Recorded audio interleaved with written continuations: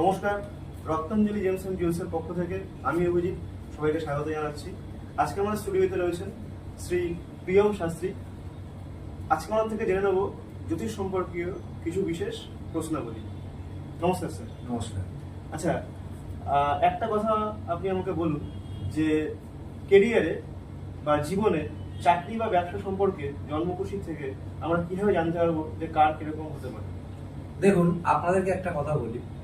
প্রথমত কথা আমি আগে জানাই রত্নাঞ্জলির কর্মধারক শ্রী অভিজিৎ স্যারকে। আর আরেকটা কথা, উনি যে কোশ্চেনটা আমাদের করেছেন সত্যি খুব দারুণ একটা প্রশ্ন, যা আমাদের জন্মকুণ্ডলীর মধ্যে খুব প্রভাবিত ফেলে। তো মাথায় রাখতে হবে, একটা জন্ম চার্ট দেখে উনি যে বললেন যে চাকরি কিভাবে করা যায় বা চাকরি কিভাবে পাওয়া যায়। দেখুন, জন্মকুণ্ডলীর চাকরি ভাব হচ্ছে দশম ভাব, অর্থাৎ দশম ভাব হচ্ছে কর্মের ভাব, এবং দশম ভাব থেকে দেখতে হবে আমাদের আয়পতি ভাব, অর্থাৎ 11th হাউস। তো সেক্ষেত্রে আমাদের দেখতে হবে যে কেরিয়ারটা, তার চাকরি কিভাবে পাবে, দশম ঘরের কতটা গ্রহ নক্ষত্রের বিচার করে পাওয়া যাচ্ছে, বা গ্রহ নক্ষত্রের একটা সঠিক পর্যায়ক্ষণ, সেটাকে অবশ্যই চার্ট বিশ্লেষণ করে দেখতে হবে যে দশম ভাবের মধ্যে কি রয়েছে, বা কোন অধিপতি গ্রহ দৃষ্টি দিচ্ছে, কতটা কোন গ্রহের ডিগ্রি দ্বারা দৃষ্টি দিচ্ছে। সেক্ষেত্রে অবশ্যই দেখতে হবে একটা চার্ট দেখে, অবশ্যই জন্ম চার্ট দেখে তবেই বিশ্লেষণ করা যায় যে কিভাবে তার চাকরি পাওয়া যায়। এই স্যার, একটা প্রশ্ন ছিল যে জন্মছক দেখে এটা কি বলা যায় যে তার কোন দিকে চাকরি হবে বা কোন দিকে গেলে তার কেরিয়ারটা মানে ভালো হবে? অবশ্যই জন্ম চার্ট দেখেও সেটাও বলা যায়। দেখুন, একটা চাকরি করতে গেলে বা তার চার্টটা যে দেখতে গেলে দশম ঘর হচ্ছে মেন ইম্পর্টেন্ট ঘর, এবং দেখতে হবে কার চার্টের মধ্যে লগ্ন, অর্থাৎ লগ্ন কি আছে, অর্থাৎ লগ্ন দেখে তার দেখতে হবে যে একটা জায়গায় চাকরি করতে গেলে তার কোন দিক, অর্থাৎ আমাদের যে দিক রয়েছে, অর্থাৎ পূর্ব পশ্চিম উত্তর দক্ষিণ, এই যে চার দিককে বলা হয় জোনাল। এই জোনাল পজিশনকে দেখলেই বলা যাবে সেটা একটা চার্ট অ্যানালাইসিস করে যে কোন দিকে তার চাকরিটা হবে। আচ্ছা, আর মানে কোন সেক্টরে হতে পারে সেটা যদি একটু বলেন কিভাবে জানা যাবে? অবশ্যই দেখুন, কর্মভাব অর্থাৎ দশম ভাব এবং দশম ভাবের সঙ্গে দ্বিতীয় ভাব অর্থাৎ বাক শক্তির সঙ্গে একটা সম্পর্ক আছে, যেটা হচ্ছে যে তার কি ধরনের চাকরি হতে পারে। অর্থাৎ তার যদি শুক্রের স্পেশালিটিস ভাব বেশি থাকে, অর্থাৎ তার দশম ভাবের উপর শুক্রের যদি প্রভাবটা অতিরিক্ত পরিমাণে থাকে, সেক্ষেত্রে কিন্তু তার চাকরি হতে পারে কোনো রকম designer, web designer, graphic designer বা আইটি সেক্টর, এরকম টাইপের কিন্তু চাকরিদার হতে পারে। এবং জন্ম চার্টে সব দেখতে হবে দশম ভাবের সাথে তার কি কারণ বসে আছে, এবং তার যদি বৃহস্পতি বসে থাকে, অর্থাৎ সেখানে কিন্তু চাকরি হবে শিক্ষাগতা, আইনগতা, আইন মানে আইন যে চাকরিগুলো হয় সেরকম টাইপের চাকরি। যদি সেখানে রবি বসে থাকে, অর্থাৎ সেখানে হবে কোনো রকম আইনি কাজ, পুলিশি কোনো কাজ, এরকম টাইপের চাকরি কিন্তু সেই জন্ম চার্ট দেখে বলা যায়। আচ্ছা, আর একটা জিনিস আমি জানতে চাইছি, সেটা হচ্ছে এটাতে গেল পুলিশ অথবা অন্য যেটা আপনি বললেন সেই ব্যাপারটা।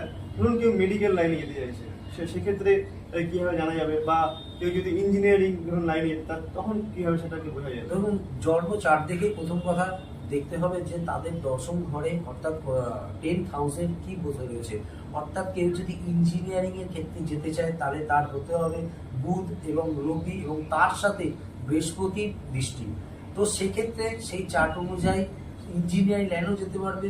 যদি তার ডিগ্রি অনুযায়ী এই বেশি থাকে, অর্থাৎ ডিগ্রি ডিস্টেন্স থেকে বেশি থাকে এবং গোচর ফল অ্যানালাইসিস করে দেখতে হবে তার কি বসে আছে, সেক্ষেত্রেও ইঞ্জিনিয়ারিং লাইনেও যাওয়া সম্ভব। তবে ইঞ্জিনিয়ারিং লাইনে যেতে গেলে পরে মঙ্গলকে প্রচন্ড পরিমাণে স্ট্রং হতে হবে, তবেই সে নিয়ে থাকতে হবে। কিন্তু মঙ্গলের পাশাপাশি রবি, বৃহস্পতি আপনার সঙ্গে নিয়ে সেটাকে থাকতে হবে, তবে গিয়ে সে দেখা যাবে একটা চার্ট বিশ্লেষণ করে তার কোন দিকে যাওয়াটা বেটার হবে।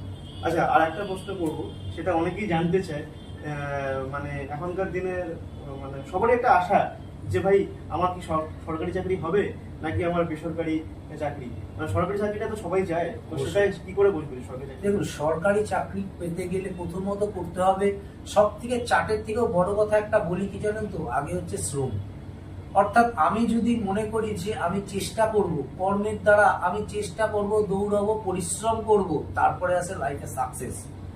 তারপরে হচ্ছে আমি মনে করি চার্ট, একটা চার্টে দশম ঘর থেকে বিচার করায় রবি যদি কারো পাওয়ারফুল থাকে বা রবি যদি কারোর স্ট্রং পজিশনে থাকে, বৃহস্পতি যদি কারোর স্ট্রং পজিশনে থাকে, সে যদি তার তীক্ষ্ণ কর্ম জোরে যদি সে পরিশ্রম এবং সাফল্যকে বয়ে নিয়ে আসে, তবে গিয়ে সে কিন্তু সরকারি চাকরি প্রস্তুত করতে পারে, বসতে পারে। অনেকেই দেখবেন যে সরকারি চাকরি পরীক্ষা দিয়েও পরীক্ষা সাফল্য করতে পারে না। আমি এটাই জানতে চাইছিলাম। আমি আমার কোশ্চেনটা বুঝতে পেরেছি। তো সেই ক্ষেত্রে দেখতে হবে তার রবি বলবান আছে কিনা, তার রবি অ্যাক্টিভ আছে কিনা, বা তার দেখতে হবে দশা অন্তর্দশা কার চলছে, অর্থাৎ রাহুর চলছে না রবির চলছে না, সমস্ত কিছু দেখতে হবে যে তার গ্রহটা কত ডিগ্রি ধরে একটা গ্রহ তোকে দৃষ্টি দেয়, সেই দৃষ্টিটা কার দিয়েছে। অর্থাৎ দেখতে হবে তার দৃষ্টির কর্মের ক্ষমতাটা কতটা, সে কতটা একটা কাজকে নিতে পারবে, বা কতটা সে প্রতিস্থাপনা করতে পারবে, বা কতটা সে দৌড়াদৌড়ি করে নিজেকে সাফল্য চূড়ান্ত পর্যায়ে নিয়ে যেতে পারবে। দেখুন, আমি মনে করি একটা চার্টে আমি বলে দিলাম রবি আপনার তুঙ্গস্থ অবস্থায় বসে আছে, সিংহের ঘরে বসে আছে, সেক্ষেত্রে যদি তুঙ্গস্থ অবস্থায় বলতে আপনার চার্টের মধ্যে চলছে দশার সময় রাহুর দশা, তো সেক্ষেত্রে যতই পরিশ্রম করুক, যতই দৌড়াদৌড়ি করুক, কখনোই সে চাকরি পাবে না, চাকরি পেতে বাধা হবে। তখন আমরা কি করি, একটা অ্যাস্ট্রোলজারের কাছে আসি, তারা তাদের মতো প্রেডিকশন করে দেন, নিজেকে গাইড করে দেন। তারপরেও সে চেষ্টা করছে, তখন গিয়ে কোনো গোচর ভিত্তিক, এবার তারপরে গোচর অ্যানালাইসিস করে দেখতে হবে তার ওই জায়গাটা কর্মের হওয়ার কথা চলছে, ঠিক তখনই তার কিন্তু ওই যে আপনার যে রেমিডি গোচর এবং তার কত ডিগ্রিতে চলছে সেই গ্রহটা, তখনই কিন্তু দেখবেন সেই চাকরিটা হয়ে যাওয়ার সম্ভাবনা 100%-এর মধ্যে 90% থেকে থাকে, বাকি 10% ঈশ্বরের হাতে থাকে। বুঝলাম স্যার, অনেক ধন্যবাদ। তবে এই জিনিসটা ক্লিয়ার হলো যে চাকরি পাবে এবং কখন পাবে সেটা আমরা কিন্তু আপনি যেটা বললেন যে দশা এবং গোচর দেখে, অনেকে আছে যে হ্যাঁ আমার তো অ্যাস্ট্রোলজার বলে চাকরি পাবো, কিন্তু কখন পাবো সেটা মেনশন অবশ্যই সেটা মেনশনের ওরা অবশ্যই জানা যায়। হ্যাঁ, সেটা মেনশনের জন্য আপনাকে দেখতে হবে যে আপনার প্রথম রাষ্ট্রপতা লগ্ন কি, লগ্নের ওপর আপনার দশম ভাব কতটা দৃষ্টি দিয়েছে এবং একাদশ ভাবের সাথে আপনার দশম ভাব কতটা কানেক্টিভিটি করছে, তার সাথে সেকেন্ড ভাবকেও দেখতে হবে, কারণ সেকেন্ড ভাব হচ্ছে মেন চাকরির ভাব, ষষ্ঠ ভাব মেন চাকরির ভাব, আবার ওদিকে দশম ভাব মেন চাকরির ভাব।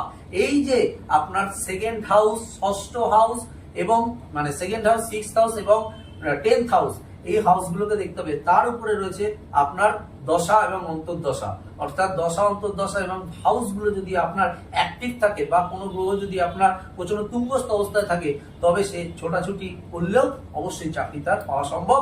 সেইগুলোকে আপনার চার্ট বিশ্লেষণ করে দেখতে হবে, অভিজ্ঞ একজন জ্যোতিষীর দ্বারা আপনারা দেখিয়ে নেবেন, বিশ্লেষণ করে অবশ্যই সে গাইডলাইন দিয়ে দেবেন। আচ্ছা স্যার, একটা কথা জিজ্ঞেস করছি যেটা নিশ্চয়ই দর্শকরাও জানতে চাইছে। অবশ্যই। সেটা হচ্ছে যে স্টোন বা জেমস আমাদের এই কেরিয়ার বা চাকরির ক্ষেত্রে কিরকম ভাবে হেল্প করতে পারে, বা আমরা কিভাবে ধারণ করলে আমরা কি উপকার পেতে পারি? অবশ্যই স্টোন বা জেমস নানা রকম ভাবে দিক থেকে উপকার করে। প্রথমত কথা, স্টোনের মূলত দুটো দিক হয়।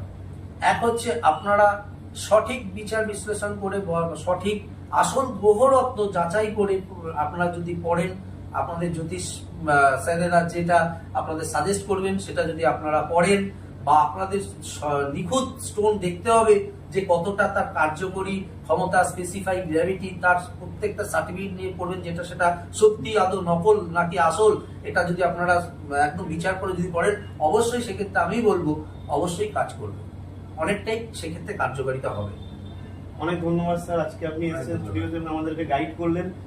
আপনারা নিশ্চয়ই বিষয়গুলো জানলেন এবং বুঝতে পারলেন।